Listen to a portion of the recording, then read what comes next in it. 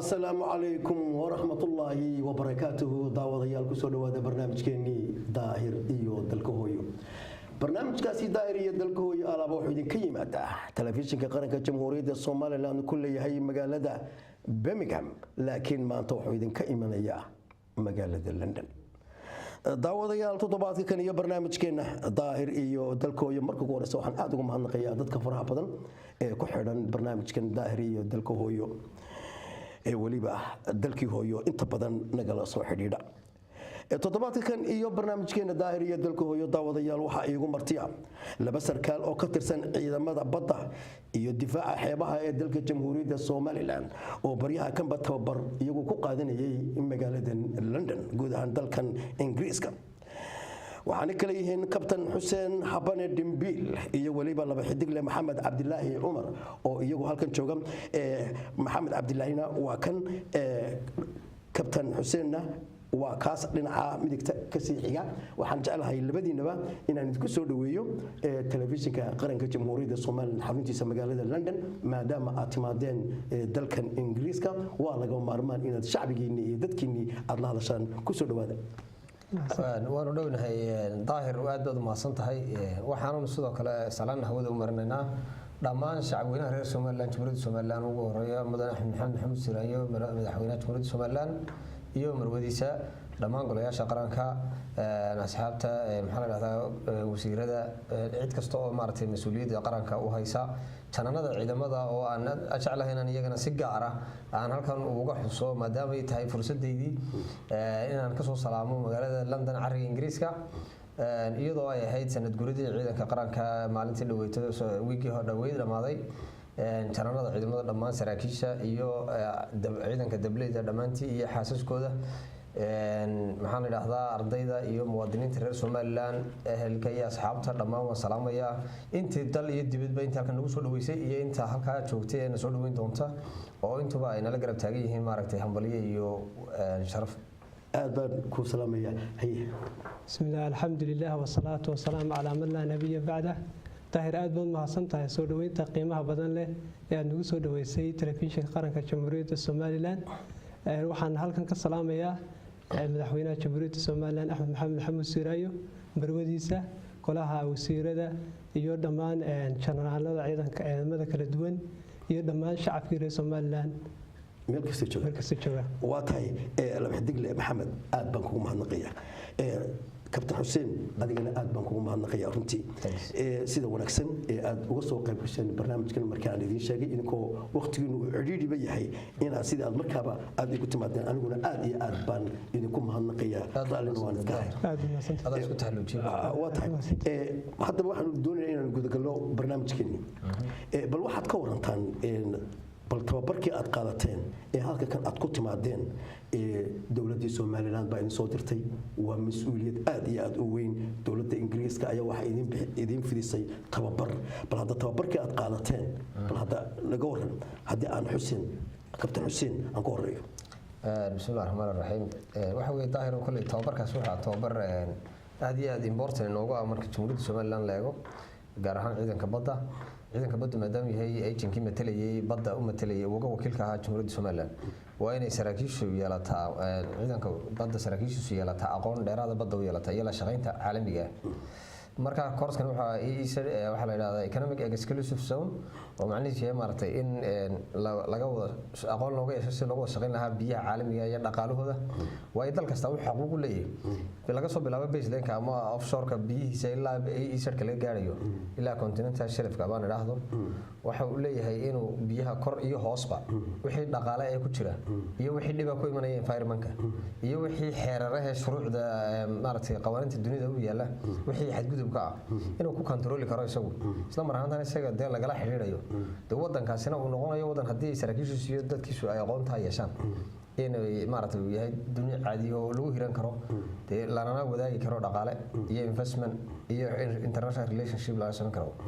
marka kooraska saas uu ahaa muhiimadiisu waa tahay kabtan Xuseen aad baad u mahadsantahay laba xidigle Maxamed Cabdilaahi Umar halkan aad timaadeen tababar baad qaadateen dawladda Soomaaliland baa soo dirtay bal ka waran tababarka qaadateen adigu loo soo faafaynay kooraskan qaadanay kooras aad muhiim ayuu ahaa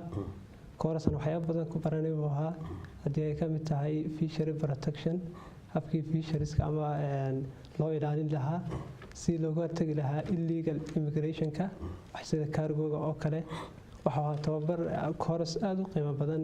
oo ruuxantii aniga iyo ciidankaygaba wax badan taray insha Allah waxaan rajaynaynaa aqoontii iyo kooraskii aadka u qiimaha badnaa aan soo baranay inaan ciidankayga iyo dalkaygaba aan ku anfacno marka aanu ku noqono halkii taliskii aan ku tirsanay ruuxantii kooras aad u qiimo badan buu ahaa waa tahay kabtan xuseen haddaan kuu soo noqdo tababarka aad qaadateen sidaad uga faa'iidaysateen bal hadda ka warran faa'iidada aad ka hesheen bal hadda noo sii yar balbalaan oo si wanaagsan horta faa'iidada waxa ugu muhiimsan horta waxa la yiraahdo waxaad barato dad baa ugu qiimo badan runtii waxaan baranay horta dunid badan oo maartay badaho inala wadaagta oo intaas soo jeerna laga yaabo inay maraan babadeena iyo maartay way marabiyood baa jira Soomaa marabiyood maraynu inagu mas'uul ka nahay baa jira dalal kale la yiraahdo galaf faa'iido inala wadaago inala sheer gareeya baa jira dekedeeda marka waxay ahaayeen imika dalalka aan isku baranay waxa kamid dalka Cumaan oo kale saraakiil ka socotay maxaan radaa Azerbaijan oo kale Georgia oo kale Pakistan iyo dalkan imika maartay investment in la galay inta badan dekedaha iyo madaarada maxaan radaa United Arab Emirates oo iyagana ay saraakiil ka socotay laba sarkaal saas oo kale waxaan noqonay dad maartay marka isku xidhmo isku team oo isku jeeda waxaanu ka baranay dad kasta wax la isdheeriyay dunida ciidamadu sideena kala shaqo wax jira qaar baa dunida ciidamada baddu waa kala noocyo badan yihiin dalka saana markuu dal doonayo inuu qabsamo uu ku duulo waa hadba inta ciidankiisa baddu ka horumarsan yahay maartay inta kale marka waxaan iska cabirnaa anaga lafteeda ani maxamed bal heerkan ku joogno dadkan iyo heerkay marayaan waayo presentationada qaar waxa lagu soo diray maraakiibtooda iyagu maartay soo iibsadeen ama ay leeyihiin ka hawl galayaan ama ay dhistaan oo kale iyo halkan anagu joogno luqad ahaana kulay luqadda international English ka ma kulay lagu wada hadlayay hase ahaatee waxay noqon doontaa wax aan anagu marka dalkay kula noqonay ciidankayga de ka muuqan doonta runtii aqoontaasina ay noqon doonto wixii imika laga ilaahdo waxa la yiraahdo baseline-ka oo halka biyaha iyo iska galaan martay ciidaadu marka laga bilaabo offshore-ka ilaa inta territorial water wadan kasta leeyahay heerka badaha caalamiga marka territorial water-kaas waa 12 nautical miles oo ay tahay in muwaadinkaagu ka kalluumaysto badeenuna waxa runtii waa badda ugu kalluunka badan leh oo way jireen haddaan hadalka dhex geliyo saraakiishii meesha waxna waligiis inta badan dadka hadlayeen inay baddooda maanta prosperity ugu barwaaqada badan duniduna ku jeedo inay badda Soomaaliland ay tahay waa tahay Maxamed Cabdilaahi wuxuu ka dhawaajiyay kabtanku in halkaas ay kula jireen laba sarkaal oo iyaguna ka tirsan dalka Imaaraadka baada saldhigan imika aynu ka sinay magaalada Berbera midna soo qaadeen si ma ka wada hadashay arintaasi nimanka ciidamada meesha ku idinkooda qadin tababarka may kalamaana hadal oo isma soo hada qaadin laakiin kooraska ayaan wala socday kooraskan wala qaadanaynay ruuxantii saaxiibkay Xuseen soo sheegay kooras muhiim ayuu ahaa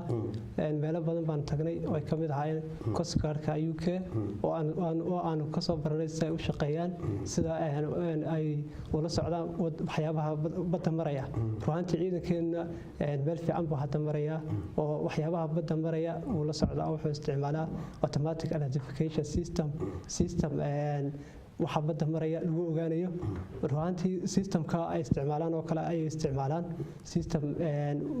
markab kasta oo badda soo mara wuxuu ku tusayaa noociisu yahay xaggu u socdo cidda saaran markaas waxa kale oo jiray inaan soo marnay Southampton aan ku tagnay kooraska markii aan soo qaadanay Southampton waxa weeyaan dekada ugu international Europe marka la eego de wax badan marka soo faa'iiday oo aad u qiimo badnaa kabtan Xuseen كل واحد شكته واحد تريد دولة بدن بتشوي أو أنا كقب أنا كورس كواد قادرين ما لقي أبا إن قلنا سركشة إمارات كان مسكوا ركتان إلى دولتنا بربرس كوا ركتان runtii waa wax dhici kara de horta qof aad garanayso qof aan garanaynin inuu kala duwanti waa tan marka runtii marka maxaa la yiraahdaa maanta dadkeena iyo dalkeena dib loo eego waxa jirta wajiga wax dadku ay ka yara dareensan yihiin hasaatee waxa wanaagsan dadka iyo dawladdu inay wax ka wada jaan qaadaan oo dadku wax soo kordhay baa horta runtii jira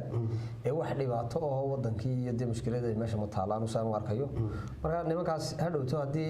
dekadiisa investment ka geliyeen ciidamadoodu way imanayaan taas waa qasab way awood ku filan oo ciidamada horta maanta mina jirin kasoo la damcay doonayaan inay nala dhisaan ciidankeena asxaabtayda hadaan ku kulamo meeshaas shaqada farxad way tahay wada shaqeynayo waxaan shaqo fara badan waxaana nin kala dalka ugu gooyeen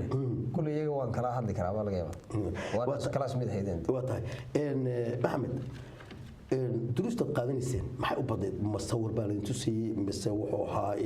تيري وها أورال بوبنا بهذا تا وحير نقافتين ها روحانتي كورسكو وحو بنا براكتيكال بوبنا سان هore u sheegay oo waxaan la soo tusiyay dekadaha kasoo kaarka ciidanka badda ee ingiriisku soo shaqeeyo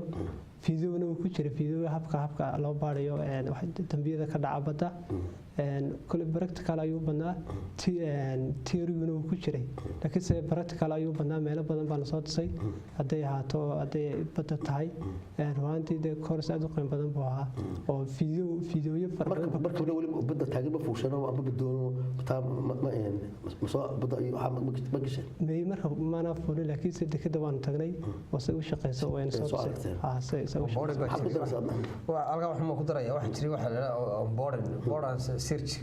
riskiga markii barayeen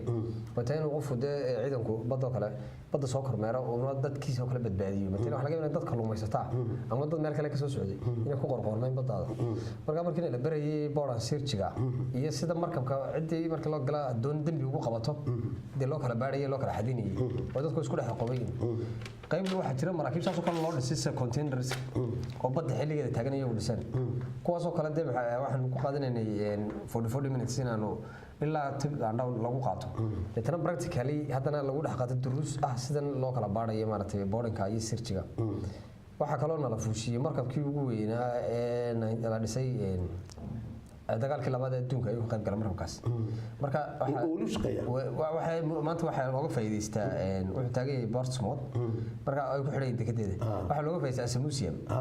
marka dhaqaal maartay maanta tourismka iyo la keenay xilliga marka taliyihii haystay marka dagaal ciidankaas ay dagaal gelin jiray halku fadhiisan jiray qalabku isticmaal jiray qalimaad nooc ay ahaayeen kuwa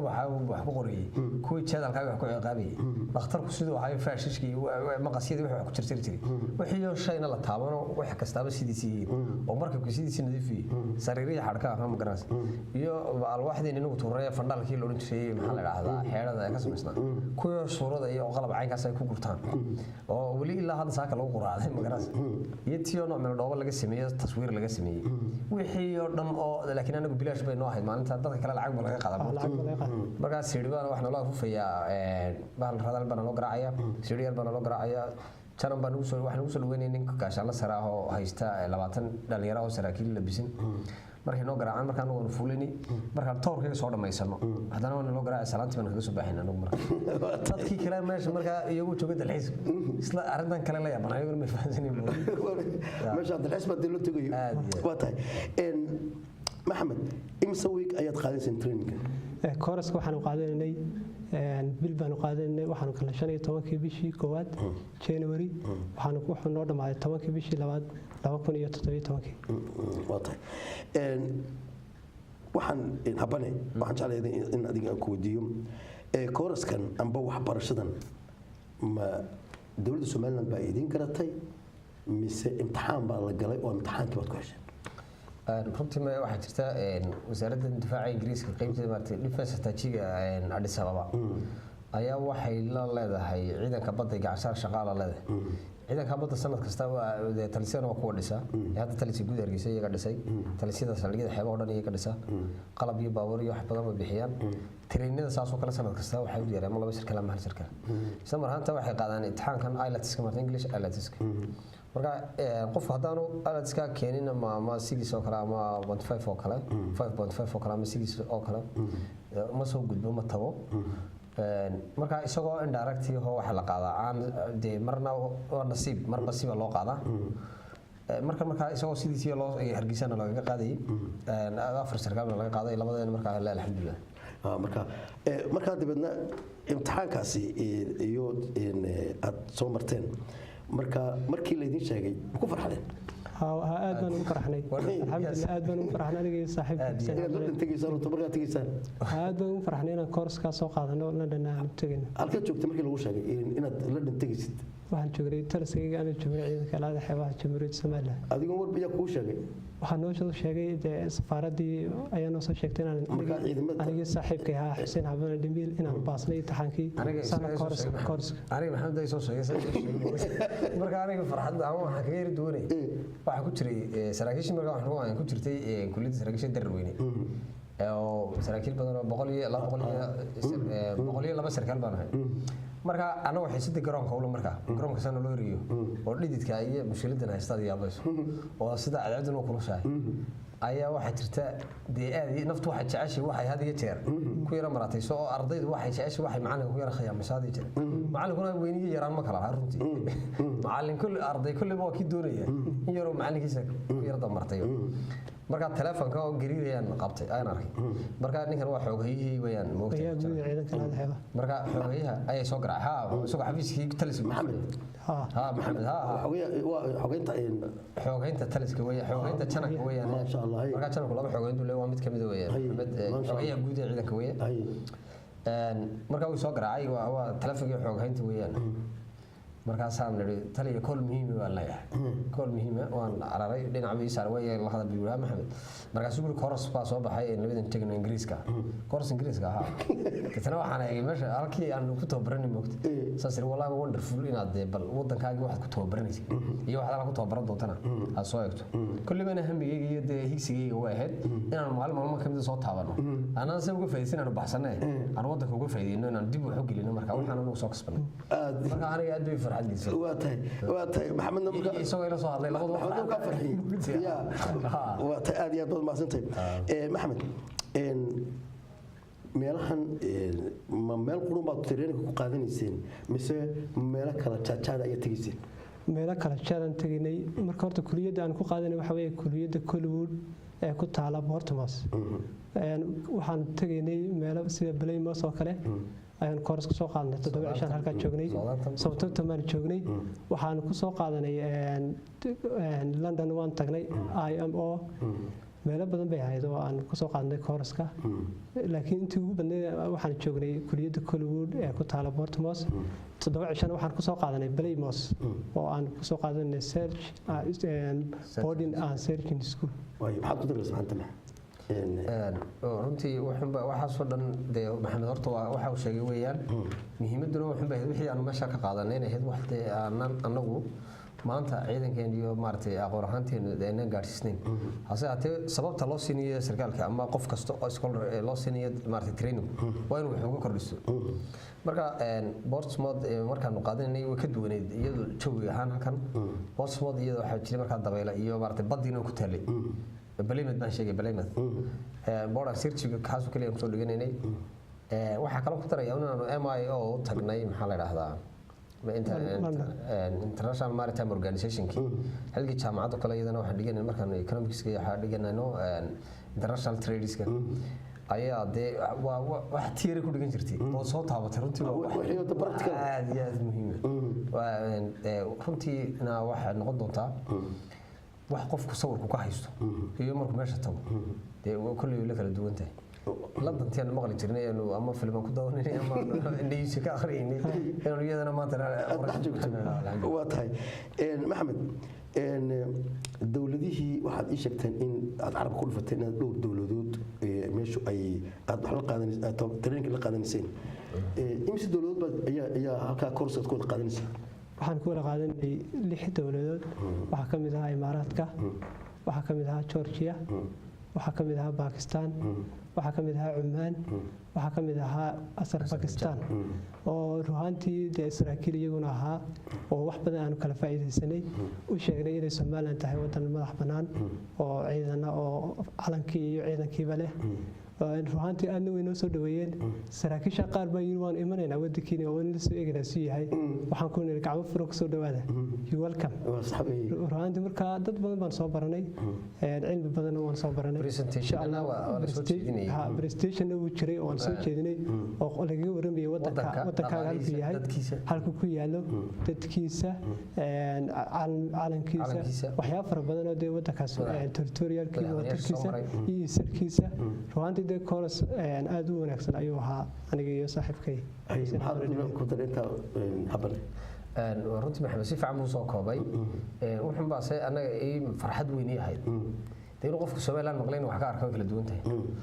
marka waxaanu samaynay presentation wanaagsan oo qurux badan oo ka turjumaya Soomaaliland background-keedii oo dhan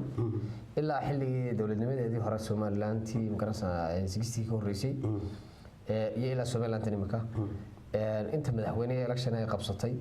wixii nabadda ka jirtay ciidamadeedii iyo balladkeeda iyo ballaca maxaa la yiraahdaa juqraafiyadeeda badeeda dhaqaalaheeda populationkeeda increase wax kasta oo wadankeenu u leeyahay marta contextkiisa laga isticmaalo oo dunida kale kula dhigmayo waa runtii dee meesha wax laga daawado calankii marka waxa jirto kale iyaduna inaanu helayna fuliyo wanaagsan oo drone-keeda dambe lagu duubay magaranaysa Soomaaliland koobsanay waliba Hargeysa aad loogu duubay soo qurux badan inaanu soo bandhignay dee caasimada waxa la soo dhigay London oo kale runtii ay rag qaar soo dhigeen dee rag Imaaraadka kale ay meesha maray marka haddana waxa ugu madiib geenaysa waxa gana diib geyso oo la barto marka wonderful horta meel kuma hadhin wixii haddaan waxba kaaga bilownayn iyo haddeed wax uun ka wadato kala duwanti marka waan la dhignay runtii alxamdulillah maxamed ciidamada saraakiisha aad tababaranaysa ay la qaadaysan tababarka ma jiraan qaar Soomaaliland aqoon way jireen oo qaar Soomaaliland aqoon way jireen habeen waxa jirtay la oran jiray international meeting student waxa isku yimaada dhammaan ardayda ama saraakiisha course-ka wada qaata habeenka aniga saaxiibkay Xuseen Axmed Dambiil dee ruwaantii waxyaabo cajiiban ayaan ku aragnay waxa halkaas ku yimaada saraakiisha oo dhan waxa kamid ah Malaysia waxa kamid ah Sierra Leone waxa kamid ah Nigeria waxa kamid ah saraakiisha imika aan carabka ku dhaftay ay kamid ahaayeen Algeria marka waxa kamid ah Sacuudiga kamid ah ruwaantii marka ku dhiri xaga ka timaadeen ma yiraahdeen waxaan ka nabi Soomaaliland tii aad bay u yaabeen qaar waxa noogu daray waxa markuu Sacuudiga garan waayay inagoo intaasoo ariya ama intaasoo geelageena oo yiraahdeen where is located Somaliland ku Sacuudiga bay Sacuudiga xaga ka timaadeen Somaliland oo saraakiila way yaabeen waxay anagu maana maqalima Soomaaliya ma waa Somaliland uma xad u leedahay ariga cuntaan Soomaaliya waanu sheegnay laakiin dee ma garanayaan way garan waayeen laakiin markii dambe oo gartay runtii markaa farxad weyn bay noo ahayd aniga saaxiibkay Xuseen Axmed Dambiil habeenka dad badan oo Soomaaliland aan garanayn in Soomaaliland ka dhadhicin waxay tahay san hore u sheegay waxay yiraahdeen wadankiina waan imanaynaa waan soo booqanaynaa waxaan ku niri gacmo fur badan ku soo dhaweynaynaa teerwaantii habeen qiimo badan buu ahaa wasada inta Maxamed sheegay wuxuu ku darayaa markii aan aragnay inay nagu soo istaageen dadkaas waayo qof kasta waa where you from baa lagu oranay marka in yar la wada hadlaba waxa ku xigta xageed ka timid marka Soomaaliland waa ku soo dhawaanaysaa Soomaaliland no ma Soomaaliland marka ku dhigay Sacuudi baa timid waxa ugu badnaa saraakiil dhowr iyo 20 Sacuudi ka socday waxay nimankaas dhigeen marka wax la yiraahdo warfare-ka iyo wax la yiraahdo electronic warfare koorsooyin fara badan bay dhigeen inuu kala duwan yahay tan noo kalena way qaadanayeen oo si dhameynaya marka waxaan ku niri ma jira wadankiina isku calayn حالان أي كنت هلا توحيد كيسودي ويا لك الويا لا إله إلا الله لا إله إلا الله رسول الله ما قرنا سامع دارك بي أفريقيا عربة من دم قرنا سامع بس أقول سوالي سامكوري سومالي لم يطلع يراهو متجرها ها وما يمشي وحجر سومالي لان Soomaaliya marka wax simala qaar baa kala qaaday oo yiri Soomaaliya iyo laanki marka magacu ku yar confusion aan ugu qaatay laakiin kama hoja dhiginani maxay calanka la soo baxay calanki moolka marka kala soo baxnay wasta dhaxmaran iyaguna la ilaaha illa allah rasuulullah calanki ku taalo waxaan ku 4 milyan baa halka ku nool daba Sacuudiga garanaya markii dambe mid kamid ah bay ugu waan garanaya oo ciidanka wuxuu yimid wuxuu ciidanka Sacuudiga neefiganahay berbera ciidan baa ka yimaada hawlo wuxuu ila galay magaras ayagii tiya marka dhaxaysay berbera niman ka yimaado hub soo siisano shidaal soo siisano arrimahaas baa jira horta ma garanaysaa marka aad ma aqoonsato koon ma ka duwan tahay calankan ma garanaysaa berbera bal cid la berberi meesha laga imanaya cid tahay ma garanaysaa markaas uu yiri haa waa garanaya in kasoo stiidsiinay haddana waxaan ku hadii adigu aanad cidaan unahay ugu dhiil gareynaynin oo aanad Soomaaliyeednimo ugu hadlaynin inaad igala hadasho badaada iyo ciidankaaga iyo maxay Yemen qof uga soo qaatay sida lagu soo qaatay ma aha marka 4 milyan baa halkaas ku sugay baan muslimiina la ilaaha illa Allah Soomaaliyeed ay tahay idin kale garanaya xoolahoodana runtii u soo dhoofsataan inta badan marka diidantiina tiraahdo Soomaaliya marka taa wax ka bedela ma sax weey marka waxa halka kul marka ka dhaxaysan hadda ka dhaxaysan cidii tareerimaha ku bagistaan iyo Canada Indonesia dad badan ku dhimay Malaysiyaanki dadkay way garanayaan qaar kale Soomaaliland 1960 wixii ka horeeyay Soomaaliland aan jirtay xitaa iyada u doonada maxaa la dhahdaa ee u tagtay Soomaaliya ku biirtay dadana ka soo noqotay marka idaguna socodka iska dayay u waxaan jeclahay Maxamed inaan ku weydiiyo ciidamada badda iyo difaaca xeebaha Soomaaliland maxay kaga duwan yihiin ciidamada kale Somaliland ee kala gedisan waxyaabo badan bay kaga duwan yihiin waxay kaga duwan yihiin ciidanka ilaalada xeebaha Jamhuuriyadda Somaliland waxay ilaaliyaan xuduud dhererkeedu yahay 850 kilomitir runtii waa xuduud aad u dheer oo qabowga iyo dhaxanta halka ka dhacaysa ay aad u adag tahay waxyaabahan kaga duwanay waxa kamid ah ciidankaygu iyagoo qabowga kuleylka daran ee 550 centigrade gaaraya iyagoo jooga ay hadana wadankooda iyo dalkoodaba inay difaacaan ay diyaar u yihiin ruuxantii ciidankaygu baaxadiisu aad bay u balaaran tahay waana ciidanka ka adkaaday in xuduudooda inta leeg ay ilaaliyaan ruuxantii markastana diyaar bay u yihiin inay ilaaliyaan imika waxaan haysanaa qalabkii lagu yaalay sida dooniyihii oo kale oo lagu rakibay raadaalkii VGF-kii electronic chat-kii oo ku sheegaya wax kasta oo badda soo gala in si degdeg ah halku joogo lagu tagayo waxaan kaloo isticmaalaysan hore u sheegay IAS automatic identification system kaas oo ku sheegay wax kasta oo badda soo gala ha ahaado markab ha ahaado dooni taas oo halku joogo aad ugu tagayso kaas oo kilomitir baadka ay ku sheegaysa marka wuxuu ku sheegay 100 kilomitir 100 kilomitir ha markuu soo galo ku sheegaya kadib halkaas lagu tagay maanta ciidankaygu sidaas ciidan aad u qiimo badan weeyaan oo wadankiisa iyo dalkiisa inuu difaaco markasta diyaar waa abani maxad ku darsan waxa weeye ciidankan daayiro marka hore nature-kiisa horta ciidanka military buu ahaa markii hore military markuu aan tii badda loo damcay maartay ciidanka military isagoo badda jooga ayaa laga gooyay markii imika waxa isaga dambeeyay 4 janan ciidanka markaa waxaa lagu talagalay isagoo ciidankii militariga ee badda ah sidii nin hore ay ahaan jirtay ciidankii maarinkeenu lahayn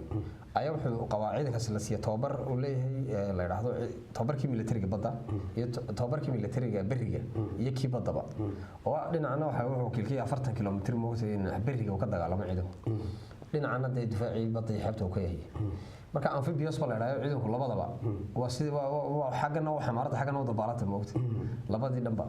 isla mar ahaanta imika waxa lagu wada ciidanka in laga dhigay ilaalada xeebaha oo magacaas uu la baxay hala baxay laakiin inaga wuxuu noo metelay hadana ciidanku aan ku shaqeynaa howlgalka ciidanka waxa laga qiimeeyaa operationkiisa iyo chain of command-kiisa iyo weaponku isticmaalayo marka saddexdeena inaga waa military hase haddii dadka waxaan marka hore la geeyay waxyaaba in loo bixiyo ilaalada xeebaha oo yiraahdeen anagu ma caawinayno military ma garanayso laakiin inaga wuxuu noo yahay waxa uu noo yahay aqoonna ciidanku runtii ciidamada kale uu dheer yahay aqoontu dheer waa aqoonta cilmiga badda uma baahna in bilaa cilmi lagu joogo oo ugu yaraan badda baash lafteedii horta cilmiga wadigi hadii aan maaragtay haynin xirfada ku dabaalato halka laga soo bilaabo cid aad la kulmaysaana ma aha cid xagga ay ka imanaysa waa cid ajnabi u diyaar garow 5 luqadood kaaga yimaada doonteera halka ka soo baxdo markaas marka sidoo kale haddaanad afkarinayna ma wadilaysa ama ku dilaya way ama sida dagaysa marka dhibaatooyin fara badan ayuu ka duwayay ciidanku inuu ka digto maxamed ciidamada badda iyo difaaca xeebaha maadaama adigu aad tahay baad xogeyntii jananka tababaro iyo kulliyado ciidamada badda la baro malide haa waan leenahay tababaro fara badan baa la siiyaa ciidanka ilaalada xeebaha sanad kastaba tababaro aad fara badan baa la siiyaa haddii ay tahay search and rescue si loo sameyn lahaa si loogu waxa kaloo la siiyaa tababaro ay ka mid yihiin sida berigi dhaweyd ee Yamanta ay ka imanayeen qaxoontiyada si dadka qaxoontiga loo soo badbaadin lahaa oo loo keen lahaa waxa ka mid ah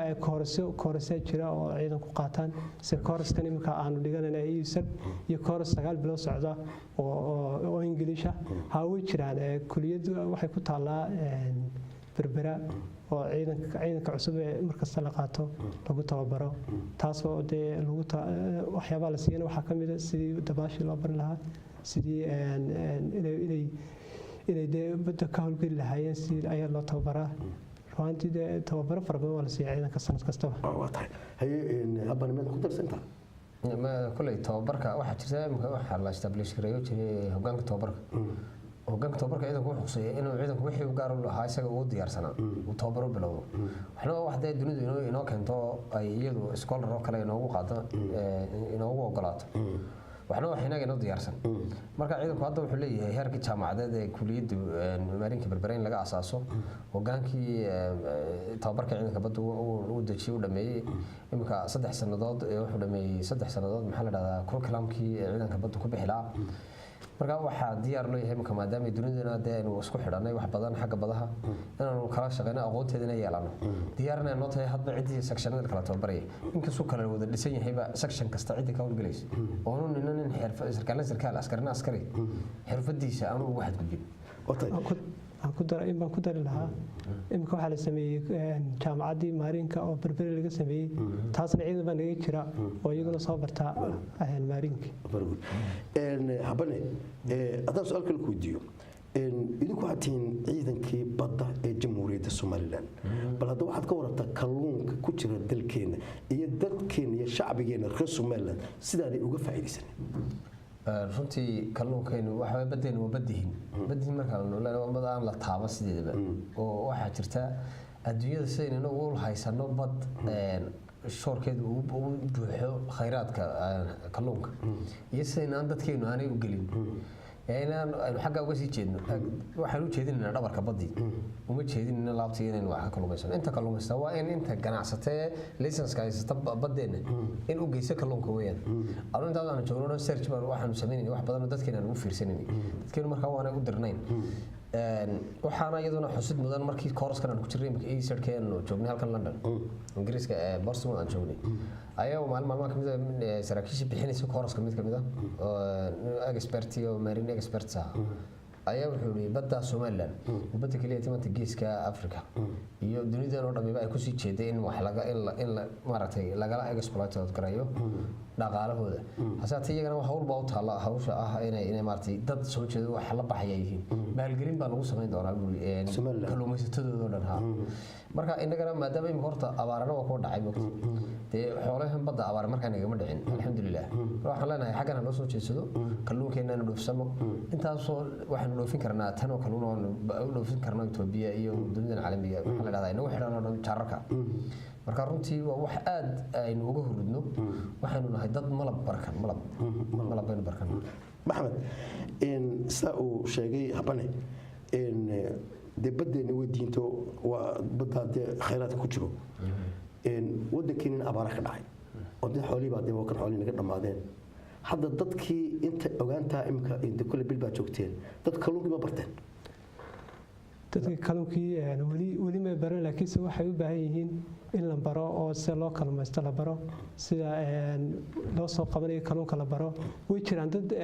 soo saara oo suuqa ka iibiya laakiinse waxaan leeyahay way yar yihiin dadkeena weli xagga may eegin dee marka la waayo xoolihii marka la waayo waxa fiican waxa aniga waxay ila qurux badan lahayn dadka la baro si u kalmaysan lahaayeen oo kalluunkeena badda ku jira ee balaaran ay uga faa'iideysan lahaayeen taasna waa mid naga dhiman baan leeyahay hadda anigu rayi ahaantayda waana fiicnaan lahayd in wasaaradda kalluumaysigu ay hawshaa ka shaqeyso waa tahay waxaan idinku soo gabagabaynayaa inagoo guntii gabagabadii barnaamijka marayna intii aad joogteen dalkan Ingiriiska waa markii idinku horeysay weligii meedaan arag haddaan habana ku horeeyo ma isleedahay waxaad ku qosasho amba waxaad la yaabto ayaad ku aragtay dalkan ingiriiska intii aad joogtay haddii aad wax aragtay maxaad nooga sheegi kartaa runtii horta daahiro wax badan baa iga cajab geliyay oo ay ka mid tahay fikradaha aynu dadkeenu xaggaa ku haystaan marka ugu horeysa dadkeena xaggaa jooga wadankii jooga waxaa dee loo haystaa horta Yurub iyo meel khayraad iyo meel raaxa taalo laakiin markaan arkay dadkii oo saymkana saa wadeegaysa loo yaacayo istaagaysa horta nima la waxba dhacay soo lagu yaacayo xuquuqu xaggan konton baa yaacay xaggan 40 xaggan 100 baa ku soo xiranay qofka kaliya hada taagan tahay shanta dhanbo laaga dhufanay labada garab gurigiiba kaliya laga araya qof haduu ku imanayo waa inuu maar shaqadiisi iska soo booqan garay inaan imanaynin ma berito oo kale isna looga jaraya maartay hadii soo shaqeynaa dilkani ka hor deed waa ka muuqan lahayd runtii marka saacadaha shaqadu oo ka muuqan lahayd wadankeena daahiro ma arkaa inay naga muuqato waxyaabaha la jecel in la noqdo waa marka waa in time ka faa'iideysiga time ka maartay iyadoo diinteenu marka hore inay tiriba time ka laga faa'iideysto wax kasto oo wanaago diinteena fartay ayad halkan ku arkaysaayo oo laga faa'iideystay adduunyada halkan 10 saacadood baa la qaad loo fadhiyaa halkan 10 saacadood baa qaad loo fadhiyaa halkan seconds waa la soo toosay hadana telefoon baa la diray telefoon baa hargeysa wax kasta qofkii ugu imanaya baa laga yaabo ee qofku waa inuu ka caawa inuu ugu yaraan kitada isagu galaayo soo sameystaa wax intii halkan aad joogtay marka waxyaabo iga yaabiyo haa saaka ana quraas soo sameystay daahiro marka runtii wala igu qosay waa inaad horta maalin wax sameystaa moogta marka saaka igu qabsatay marka waxa oran jiray wada deelan anu meesha iska dhiibi maayay isoo sameeyay ama sani yeela marka saaka igu qabsatay waxa kale marka inta laga yimaado farxad ahayd aad iga yaabsay igu qosay waxyaabihiin iskuulada ku dhigan jirnay iyo waxbarashada maartay jaamacadaha kale xilligayga ardaynimada iskuulka dhiganay intermediate-ka ayaa waxaan xasuustaa I think inay istaadareen lagu dhigay green meridium-ka iyo saacada Bundeland tale London ba ku taala macalinku sidoo maalintii uu nuuxsanayay maada Afrikaana baa tina arki maysan waxay aragteen ma aha sidan ay tahay bum bay leedahay marka oo isku soo wareeyay ma dhaweyto saacada lafteeda aniga qoosday sidoo qaylinayso bum maalinkeey ay meel salaam uga diray garoobay marka insha Allah hadaa soo ka raadin doonaa waata Maxamed adiga laftigaagu bal mar on aynu intiinaan soo galin studio waxaad ii sheegtay in dhulkan waa dhul qabow oo marka timaadeen dhulku qabow dadku guriga ku jireen inaad tiri warta xanuunada maanta isku soo baxay muxuu ahaa maanta bal taa ka sheekay markaan wadada ku soo jirnay aan jidka soo soconay ayaan inantii aan wala soconaa weydiin ku horay buurta dadku korayaan maxay ahayd waxay ugu tiri waa caadi ba maanta soo baxdo caadi qaadanay vitamin-ga ka wala maqanay waxyaabaha kale ajaayibta anigii saaxiibkay soo sheegay waqtiga ayaa ugu cajiib badan oo waqtigu dadka aad buu ugu yaryahay ruuxantii hadii waxaan hadii wadankeeni waqtigaas oo kale la gelin lahaa oo saa loo shaqeyn lahaa horumar iyo barwaaqo gaar lahayd waxyaabaha kale iga cajab galiya waxa kamid ah tareenada dhulka hoostiisa maray anigu kan wadankii joognay tareenada dhulka hoostiisa maray waxa ma arki jiray waxyaabahaas cajiibka ayaa kamid ah waxa kale oo kamid ah waxyaabihii cajiibka ah tareenkan badda hoosteeda mara tunnel channel baaristaga ma arki jiray aniga saaxiibkay waxyaabo cajiib ah taasuna cajiibka kamid ah waxyaabaha aan aragnay ruuxantii waqtiguna saan hore u sheegay cajiib buu yahay qofkii aad balana lahayd isuu saaxiibkay sheegay in shaqadii uu kaaga yimaado ayay noqonaysaa marka anigu dhalinyar ahaan waxaan leeyahay dhalinyarta aniga oo kale ah ee wadankii doonaysa inay ka soo cararaan war wadankiina joogo oo wadankiina waqti geliya halkan aad ku soo cararaysaan dhalinyar idinka oo kale ah ayaa sidaa waqtigaa gelisay oo sidaa ka dhigtay waxyaabaha soo tahriibina wadankiina jooga ruuxantii anigu dhalinyarta aad baan u gubaabinayo waxaan leenahay wadankiina ha ka soo yacina taas tahriibka qisooyinka aadka igu naxdinta badan aan maqlay waxaa ka mid ahaa inan gabadh waxay joogtaa wadanka Kenya xeryaha xaradheer ay ku jirtaa maalin dhawid baan dhegeysanayay inankeedii oo dhalinyaro 20 jir ayaa ka soo tahriibay imika Liibiya lagu haystaa oo madax furasha laga doonay waxa laga doonaya $7,000 inta Soomaaliya ee dhalinyaro badaha isku soo guuraysa wadayaabisa ta kale cajiibka ay iga yaabsay waxa ahayd in dhalinyaro oo Hargeysa jooga ayaa jaamacadii ka baxay jaamacad kamid ah Hargeysa shaqo waaye oo dadkeena samirka ku yar inaad aragteen kala muujiye oo shaqadii dee waa loo samraa oo biiska laga soo bilaabo wax kasta biiska laga soo bilaabo shaqadii wuu samir waaye inuu helo waalidka ku kalifay inay Yurub u diraan wuxuu soo maray 8 wadan oo Yurub ka mid ah ka mid yihiin Greega Turkiga dee markuu Jarmalka tagay markuu Jarmalku joogaa markuu Jarmalka tagay wuxuu yiri ruuxantii aad baan uga xumahay inaan dee wadankay ka yimaado haddaan gartay waxa Yurub tahay marka waxaa leeyahay ka faa'iideysta halkaan ka iman ka tiriyay taariikh ka hadlaya waan hadda waan akhriyo doonaa bayt ka soo qaad waqti weyn hay هتهريبنا شوك تنا أدوق ولاده